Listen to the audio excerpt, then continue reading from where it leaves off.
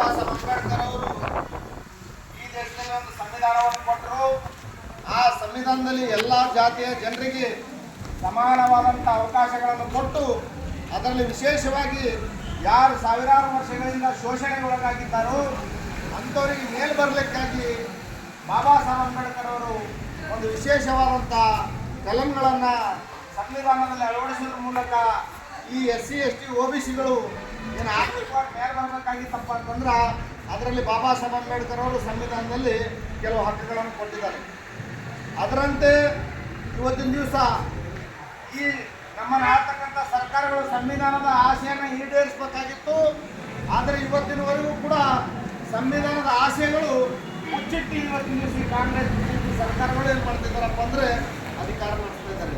ಅದಕ್ಕೆ ಉದಾಹರಣೆ ಏನಪ್ಪ ಅಂತಂದರೆ 2014ರಲ್ಲಿ ಇದೇ ಇವತ್ತಿನ ಮುಖ್ಯಮಂತ್ರಿಗಳಾಗಿರ್ತಕ್ಕಂಥ ಸಿದ್ದರಾಮಯ್ಯನವರು ಒಂದು ವಿಶೇಷ ಒಂದು ಆ್ಯಕ್ಟ್ ತಂದು SCP TSP ಅಂತಕ್ಕಂಥ ಒಂದು ಕಾನೂನು ಮಾಡೋದ್ರ ಮೂಲಕ ಅದರಲ್ಲಿ ಪ್ರತಿ ವರ್ಷ ಏನು ಬಜೆಟ್ ಮಂಡನೆ ಆಗ್ತದೋ ಆ ಬಜೆಟ್ ಮಂಡನೆಯಲ್ಲಿ ಸುಮಾರು 30ರಿಂದ 35,000 ಕೋಟಿ ಈ ಶೋಷಿತ ವರ್ಗಗಳಾದಂಥ SC STಗಳಿಗೆ ಖರ್ಚು ಮಾಡಬೇಕಂತಕ್ಕಂಥ ಒಂದು ಕಾನೂನನ್ನು ತಂದರು. ಆ ಕಾನೂನಲ್ಲಿ ಕ್ಲಿಯರ್ ಕಟ್ ಡೈರೆಕ್ಷನ್ ಏನಪ್ಪ ಅಂದ್ರೆ ಈ ಹಣ ಯಾರೇ ದುರ್ಬಳಕೆ ಮಾಡಿಕೊಂಡ್ರು ಕೂಡ ಅವ್ರಿಗೆ ಒದ್ದು ಜೈಲಿಗೆ ಹಾಕಬೇಕಂತಕ್ಕಂಥ ಕಾನೂನು ಅದರಲ್ಲಿದೆ.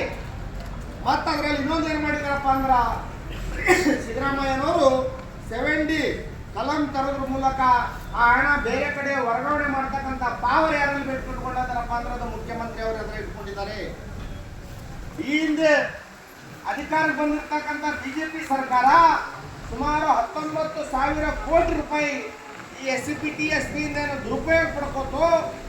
ತದನಂತರ ಸಿದ್ದರಾಮಯ್ಯನವರು ಏನು ಹೇಳಿದ್ರಪ್ಪ ಅಂದರೆ ನಾವು ಅಧಿಕಾರಕ್ಕೆ ಬಂದೇವಪ್ಪ ಅಂತಂದ್ರೆ SCP TSP ಅಡಿಯಲ್ಲಿರ್ತಕ್ಕಂಥ 70 ಕಲಂ ತೆಗೆದು ಯಾವುದೇ ಕಾರಣಕ್ಕೂ ಈ ಹಣ ಬೇರೆ ಕಡೆ ವರ್ಗಾವಣೆ ಆಗಬಾರ್ದು, ಈ ಹಣ ಸಂಪೂರ್ಣ SC ST ಜನರಿಗೆ ಉಪಯೋಗ ಆಗಬೇಕು ಅಂತಕ್ಕಂಥ ಭರವಸೆ ನೀಡಿ ಇಡೀ ರಾಜ್ಯದಲ್ಲಿ ಸುತ್ತಾಡಿ SC ST OBCಗಳ ಮತ ಪಡ್ಕೊಂಡು ಇವತ್ತು ಅಧಿಕಾರಕ್ಕೆ ಬಂದಿರತಕ್ಕಂಥ ಸಿದ್ದರಾಮಯ್ಯನವರು ಎಂಥ ಒಂದು ದುರಂತ ಕೆಲಸ ಮಾಡಿದಾರಪ್ಪ ಅಂತಂದ್ರೆ 2 ವರ್ಷದಲ್ಲಿ ಮೊದಲನೇ ವರ್ಷದಲ್ಲಿ 11,000 ಕೋಟಿ, ಈ 2ನೇ ವರ್ಷದಲ್ಲಿ ಸುಮಾರು 14,000 ಕೋಟಿ, ಅಂದರೆ 2 ವರ್ಷದಲ್ಲಿ 25,000 ಕೋಟಿ ರೂಪಾಯಿ ಇವತ್ತು ಮಾನ್ಯ ಮುಖ್ಯಮಂತ್ರಿಗಳಾಗಿರ್ತಕ್ಕಂಥ ಸಿದ್ದರಾಮಯ್ಯನವರು SC ST ಜನಾಂಗದ ದ್ರೋಹ ಬಗೆದು ಆ ಹಣವನ್ನು ಏನು ಮಾಡಿದಾರಪ್ಪ ಅಂದ್ರೆ ಗ್ಯಾರಂಟಿ ಯೋಜನೆಗಳಿಗೆ ಅಳವಡಿಸಿದ್ದಾರೆ.